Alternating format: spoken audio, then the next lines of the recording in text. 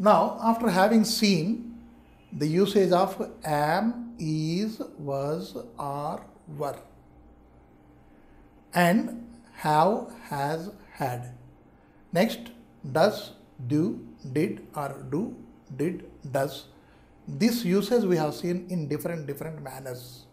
How important they are in a given sentence, or how important they are when we are speaking, that we have seen. Now, we see the will, W-I-L-L, will. We say it is an action word, but when we say will, where there is a will, there is a way అని వాక్యం ఉన్నది. ఇది చాలా common వాక్యం, చాలామంది చెప్పుకుంటారు. Where there is a will there is a way. ఆ will అన్నది పదం ఈ మనస్సుని చెప్తోంది. ఎక్కడ మనసు ఉంటే అక్కడ మార్గం ఉంది అని చెప్పుకుంటారు. ఆ విల్ అన్నదానికి మనం మనస్సు అని చెప్పుకున్నాం. కానీ ఇక్కడ ఆ విల్లు కాదు, కానీ ఆ విల్లుని కంట్రోల్ చేసే విల్లు ఈ విల్లు. తమాషకి చెప్పట్లేదండి. ఆ విల్లుని, ఆ మనస్సుని కంట్రోల్ చేసే విల్లు ఈ విల్లు. చూడండి ఎట్లా ఉంటుందో. My friend will come tomorrow. Future tense అంటే భవిష్యత్ కాలం గురించి చెప్పుకుంటున్నాం. ఆ భవిష్యత్ కాలం చెప్పుకున్నప్పుడు విల్ అనే పదం ఉపయోగించుకుంటాం. అయితే ఈ విల్ అనేది ఎక్కడొచ్చినా భవిష్యత్ కాలమా అంటే కాదు. ఆ ఒక్క చోటే, ఆ టుమారో అనే జాగాలో వస్తేనే అది విల్. అయితే ఇంగ్లీష్లోనూ సాధారణంగా మనం చూసుకుంటేను భూత వర్తమాన భవిష్యత్ కాలంలోనూ భవిష్యత్ కాలం లేదు, భూతకాలం వర్తమాన కాలమే ఉంది. అయితే ఈ భవిష్యత్ కాలాన్ని మనం విల్లుతోనే రిప్రజెంట్ చేస్తున్నాం. ఇంకో విధంగా రిప్రజెంట్ చేయకూడదా? ఇంకో విధంగా కూడా రిప్రజెంట్ చేస్తాం మనం. అది ఎలాగా? ఆ పక్కన రాసి చూడండి. My friend comes tomorrow. అయితే దీనికి తేడా ఏంటి? మనం ప్రతిసారి అలాగే చెప్పుకోవచ్చు కదా, ఇలాగే చెప్పుకోకూడదు, ఇలాగే చెప్పుకోవచ్చు కదా, అలాగే చెప్పుకుంటున్నాం. There is a difference in it. My friend comes tomorrow అంటే it is a program, fixed program. వస్తాడు, రేపు వస్తాడు అన్నప్పుడు my friend comes tomorrow. Tomorrow school remains closed. చూసారా? ప్రోగ్రామ్డ్ వన్, రేపటి గురించి మనం ఇవాళే చెప్పుకుంటున్నాం, కానీ విల్ ఉపయోగించలేదు. The school will remain closed కాదు, the school remains closed. The chief minister inaugurates the function tomorrow. అంటే ఇవన్నీ కూడా ప్రోగ్రామ్డ్ కాబట్టి మన ఫ్యూచర్ టెన్స్ చెప్పుకున్నప్పుడు సింపుల్గా చెప్పేసుకుంటాం అలా చెప్పుకున్నట్టు. కానీ ఇదేంటిది? మా ఫ్రెండ్ వస్తే రావచ్చు, లేకపోతే పోవచ్చును, రాకపోవచ్చును. అట్లాంటి జాగాలో మనం విల్ ఉపయోగిస్తాం. My friend will come tomorrow. వస్తే రావచ్చు, లేకపోతే రాకపోవచ్చు. అంటే ఒక ఖచ్చితంగా మనం చెప్పలేము. అక్కడ మనం ఫ్యూచర్లో ఉపయోగిస్తున్నాం. అదే విల్ వచ్చేసరికి ఇక్కడ 2 క్వశ్చన్లు వేసాను చూడండి. ఇవి క్వశ్చన్లా? జాగ్రత్తగా చూస్తే క్వశ్చన్లు కావు. Will you have a cup of tea? Question లాగే ఉంది, కానీ క్వశ్చనా కాదు. ఎందుకు? వాడికి ఆ టీ తాగే అలవాటు ఉందా లేదా అని మనం తెలుసుకుని టీ ఇస్తున్నాం. ఆల్రెడీ టీ ప్రిపేర్ అయిపోయింది, తయారు చేసేసాం. కానీ ఒక ఫార్మాలిటీ కోసం మనం అడిగాం, will you like to have a cup of tea or do you like to have a cup of coffee అంటాం. Will you or do you. చూసారా యూసేజ్? కానీ ఆ రెండు కూడా రిక్వెస్టే. మనం క్వశ్చన్ వేయట్లేదు అక్కడ, మనం రిక్వెస్ట్ చేస్తున్నాం. ఏమంటే ఒక కప్ టీ తాగుతారా అని అడిగాం అనమాట. అంటే రిక్వెస్ట్ చేసామన్నమాట. అతను వదిలేసాం అతని మీద, తాగుతారా లేదా అని. అదే విధానం అక్కడికి వెళ్ళేసరికి ప్లీజ్ టేక్ టీ అంటే అతనికి చాయిస్ ఇవ్వలేదు. కాఫీ అని కానీ టీ కానీ మనకు చాయిస్ ఇవ్వకుండా టీ తయారు చేసి పట్టుకొచ్చి టీ తీసుకోండి సార్ అన్నాం. రెండు ఒకటే, కానీ ఇది more polite. Will you have a cup of tea? అదేంట్రా అడుగుతున్నాడు, ఏంట్రా టీ ఇంటికి వచ్చిన వాడిని టీ తాగుతావా అని అడగడం ఏంటి అని మనం తెలుగు వాళ్ళు అనుకుంటాం. కానీ the more polite way is we have to give a chance to the guest to choose between. Do like to have a cup of tea or coffee or do you want cold drink, right? That way we have to leave a choice that is more formal. అందుకు ఇక్కడ will you have a cup of tea అని అడిగాం, అది రిక్వెస్ట్లోకి వెళ్ళిపోతుంది. తర్వాత రెండోది will you please come down. ఒక అతను ఫోన్లో మాట్లాడుతున్నాడు, ఏదో నా కార్ అతను కొందాం అనుకుంటున్నాడు, మాట్లాడుతున్నాడు. సార్ అది కలర్ ఏంటి సార్, ఎప్పుడు తీసుకున్నారు సార్, ఎలాగుంది సార్, టైర్లు బాగున్నాయా సార్, బ్యాటరీ బాగుందా, ఇవన్నీ నన్ను తినేస్తున్నాడు. అప్పుడు ఒకే ముక్క will you please come down to have a look at my vehicle, at my car. చూసారా ఎంత బాగుందో చూసారా, విల్ యూ కమ్ డౌన్ అంటే ప్లీజ్ కమ్ డౌన్ అనమాట. అది కూడా పక్కన రాశాను, ప్లీజ్ కమ్ డౌన్ అంటే here I left a choice for him. He may choose to come or he may choose not to come, or he may choose to come down tomorrow, or he may choose to come down this evening or after whenever, right? అలా choice నేను అక్కడ వదిలేశాను. అది ఇది ఇక్కడ వెళ్ళేసరికి please come down దాంట్లోనూ choice ఇవ్వలేదు. మీరు ఇక్కడికి వచ్చేయండి సార్, బండి చూదురు కానీ అని అన్నమాట. అంటే అది పొలైటా, ఎక్కువ పొలైటా, ఇది ఎక్కువ పొలైటా. If you take this comes more politely. అదే ఆల్సో ఎ రిక్వెస్ట్. అంటే విల్ తాలూకా యూసేజ్ రెండు విధాలుగా పెట్టుకున్నాం. ఇంక ఇక్కడ I will take care of your problems.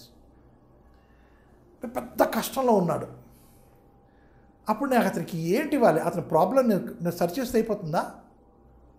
Search చేసే కన్నా ముందు మనం ఒక మాట అన్నాం అనుకోండి, మనం చేసావా లేదా అది వేరే సంగతి. ఒక మాట మనం అనేసాం, ఏంటనేసాం, I will take care of this అని. అంటే అతనికి ఒక పెద్ద ఎష్యూరెన్స్ మనం ఇచ్చేసాం. ఆ ఎష్యూరెన్స్ ఇవ్వడం కూడా మనం వీళ్ళతో చెప్పుకున్నాం. అంటే అది ఎష్యూరెన్స్ ప్రామిస్ కిందకి మనం చెప్పుకున్నాం. What I have given is I have given him an assurance, I will take care of all your problems, don't worry. నీ ప్రాబ్లమ్స్ అన్నీ నేను తీర్చేస్తాను, డోంట్ బాదర్ ఫర్ ఇట్ అని చెప్పినప్పుడు I will take care of your problems. I take care of your problems, is it much promising, or I will take care of your problems, is it much promising? Here this is much promising than I take care of your problems. I will take care of your problems means certainly I will do, right? Next, I will succeed in learning English. ఒక determination ఉండాలి. ఏ పని చేసినా సరే మనం ఒక determination. If we have a determination, we are going to do it, we are going to have success in that, we are going to succeed in it. So that determination also we are showing with the will. I will succeed in learning English. Yes, determination we are showing. అంటే ఒక పట్టుదల మనం చూపిస్తున్నాం. I will అన్నంత ఒక పట్టుదల కూడా మనం అర్థం వచ్చేట్టు చెప్పుకున్నాం. అలాగే ఇక్కడ ఒక క్యారెక్టర్ ఉంది, ఒక బిహేవియర్ ఉంది. ఆ బిహేవియర్ కూడా మనం వీళ్ళతో చెప్పుకుంటాం. ఎలాగా, he will be wasting time. వాడు ఎప్పుడూ అంతేనండి, టైం వేస్ట్ చేస్తాడు వాడు అని మనం చెప్పినప్పుడు అది ఎలా చెప్పుకుంటాం, he will be wasting his time sir, he will be yes sir, he will be wasting his time అని మనం చెప్పుకుంటాం. వాడి క్యారెక్టర్ గురించి చెప్పుకుంటున్నాం మనం. అందుకు అక్కడ క్యారెక్టర్ బిహేవియర్ చెప్పినప్పుడు కూడా మనం విల్ ఉపయోగిస్తాం. Will he come here? That is interrogation. We are questioning it. We are putting it interrogative sentence. We are putting it interrogation. ఎలా స్టార్ట్ అయింది, విల్ హీ కమ్ హియర్, వాడు ఇక్కడికి వస్తాడా అని చెప్పుకున్నాం. అంటే now totally the verbs is, am, are, were, was, do, does, did, have, has, had. Now we have seen will. Will అన్నప్పుడు మనం ఖచ్చితంగాను ఇది ఫ్యూచర్ చెప్పేస్తుందిరా అనుకుంటాం. విల్ అని ప్రతి చోట ఫ్యూచర్ చెప్పదు. విల్ అన్నది ఒక్కచోటే ఫ్యూచర్ చెప్తుంది, మిగతాది మూడోది వెర్బ్ మార్చేస్తుంది. ఆ సెంటెన్స్ తలక మూడుది మార్చేస్తుంది. విల్ అనేది ఏంటి, మూడది ఫ్యూచర్ మూడ్లోకి వెళ్ళిపోయింది. అలాగే మిగతావి ఏమిటి, ఇక్కడ చూసుకుంటే రెండు రిక్వెస్ట్లో వచ్చింది విల్లు, ఒకటి ప్రామిస్లో వచ్చింది, ఇంకోటి డిటర్మినేషన్లో వచ్చింది, ఇంకోటి బిహేవియర్లో వచ్చింది, ఇంకోటి ఇంట్రాగేషన్లో వచ్చింది. కానీ విల్ అనేది ఉత్తి ఫ్యూచర్లోనే ఉపయోగపడదు. విల్ అన్నది అసలు ఫ్యూచరే లేదు ఇంగ్లీష్ వాళ్ళకి, ఒక్క ప్రెజెంట్ టెన్స్ పాస్ట్ టెన్సే ఉంటుంది. మీరు చూసుకుంటే అక్కడ go went, come came, learned walked, అంతేగాని ఫ్యూచర్లో ఒకే పదంతోనూ వెర్బ్ చెప్పబడలేదు ఎక్కడ కూడా. విల్ కమ్ అన్నాం అంటే విల్తోనూ ప్రజెంట్ టెన్సే ఉపయోగించాం. విల్ గో అని ఉపయోగించాం అంటే విల్తో ప్రజెంట్ టెన్సే ఉపయోగించాం. విల్ వెంట తప్పైపోయింది. విల్ వాక్డ్ తప్పైపోతుంది. విల్ వాకే చెప్పుకుంటాం. అంటే ఈ ప్రజెంట్ టెన్స్ వెర్బ్ని విల్ అనే పదంతో కలుపుకొని ఫ్యూచర్లో పెట్టుకున్నారు. కానీ యాజ్ సచ్ ఇంగ్లీష్ భాషలోనూ ఫ్యూచర్ లేదు. Right? So we have seen all these things and ఇవన్నీ కూడా మనం భాషలో ప్రయోగించుకొని ప్రాక్టీస్ చేసుకుంటూ ఉండాలి. భాషలో ఉపయోగించుకుని ప్రాక్టీస్ చేస్తున్నప్పుడు అవి మాట్లాడుతూ ఉండాలి. ఒక్కసారి చూసేస్తాం వచ్చేస్తుంది అని కాదు. మనం చూడాలి, చదవాలి, వినాలి, ఫీల్ అవ్వాలి. ఎక్కడైనా అడ్డొచ్చేసింది, ఈ లాంగ్వేజ్ తప్పురా అబ్బాయి, అడ్డు లేదు, ఫ్రీ ఫ్లో అయింది, ఈ లాంగ్వేజ్ కరెక్ట్ అనమాట అని మనకి ఇది ఉండాలి, ఒక థాట్. ఆ థాట్ ప్రాసెస్ ఉంటే తర్వాత ఈ డిటర్మినేషన్ ఉండాలి. ఒక థాట్ ప్రాసెస్, ఇంకోటి ఏంటి, ఒక పరీక్ష చేసుకునే విధానం, అంటే whether it is correct or wrong, అది మనకి ఇక్కడ ఉండాలి. కానీ మాట్లాడేసిన తర్వాత ఎవరో చెప్తే మనం అర్థం చేసుకుని తప్పురా అనుకోవడం కాదు. Because many times I here many of the students, not only students, many adults also, they use the way you see here. I did went, sir. I did went, sir. I did gone, sir. Where is this I did gone, I did went? Can't you change? Because a practice లేదు. ఆ practice ఖచ్చితంగా ఉండాలి. I did go there, I did went there కాదు. I did forgot, sir. Book edra, I did forgot, sir. What I did forgot? I forgot, you can say. I did forget, you can say. రెండు కలిపి I did forgot. అంటే ఇది ఆ practice, వినే విధానం. తర్వాత ఆకలింపు చేసుకోవడం అంటారు, తెలుగులో ఒక పదం ఉంది, ఆకలింపు చేసుకోవడం అంటే యాక్యుమెన్ అన్నమాట ఇంగ్లీష్లో. ఆ విధానం అది ఉండాలి మనకి. అది మన బ్లడ్లో ప్రవహిస్తూ ఉంటే మనకు ఆ భాష ఖచ్చితంగా తెలిసిపోతుంది. ఇది తప్పు లాంగ్వేజ్, ఇతగాడు మాట్లాడుతున్నది తప్పు అని మనకు తెలియాలి. మనం అలా వినాలి. లాంగ్వేజ్ నేర్చుకోవాలి అంటే మనకి ఏంటి కావాలి, ఒకటి వినాలి. We are to hear whether we are hearing correct or wrong. That assessment we should do it. If we can do that assessment then we are learning language. Language, simply if we see something we cannot get. Then when I say hearing, what shall we hear?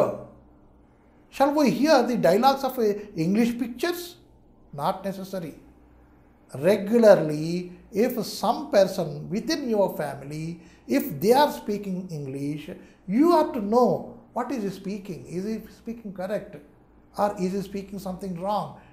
If it is not, okay, డిస్టేస్ట్గా ఉన్నది, ఏదో ఇక్కడ కొంచెం బాగులేదు, ఎందుకు బాగులేదు అని మనం ఒక చిన్న మనలో మనం తర్జన భర్జన అంటే చూసారా తెలుగు పదం, తర్జన భర్జన చేసుకుంటేను మనకు తెలిసిపోతుంది. ఓహ్ ఇక్కడ ఈ తప్పు ఉందిరా, దీన్ని ఇలా చేసుకుంటే కరెక్ట్ అయిపోతుంది.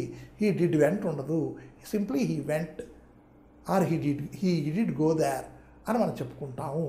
డిడ్ హీ వెంట్ ఎక్కడి నుంచి వచ్చింది? Did he go there? So అది మనకు తెలిసిపోతుంది. When we are hearing people speaking around, I don't say don't hear the speaking of the English dialogues in English picture. Don't hear that. If you hear that, you will not be learning anything. You won't be going anywhere. Because their speed is very high speed they speak. Same thing they speak. But many times they don't go for the grammar. They simply go on speaking. Why?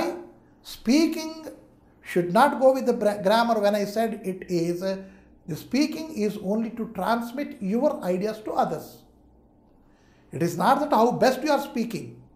It is only how best you are transforming your ideas to others, transmitting your ideas to others. So hearing is a must for learning how to speak. Where to hear? Hear all round. Hear all round. Whatever your relatives are speaking, whatever your dad is speaking, whatever your mother is speaking, whatever your husband is speaking, whatever your friends are speaking around, you go on hearing. You can collect more words, you can collect more references, you can collect more experiences, expressions, and more language you can earn through that. So hearing is a must. And then practicing this, where to use has, where to use have, where to use had, where to use this do, did, does, where to use is, am, are, were, was. If you practice this, if you go on hearing, if you are go on reading from where? Read stories.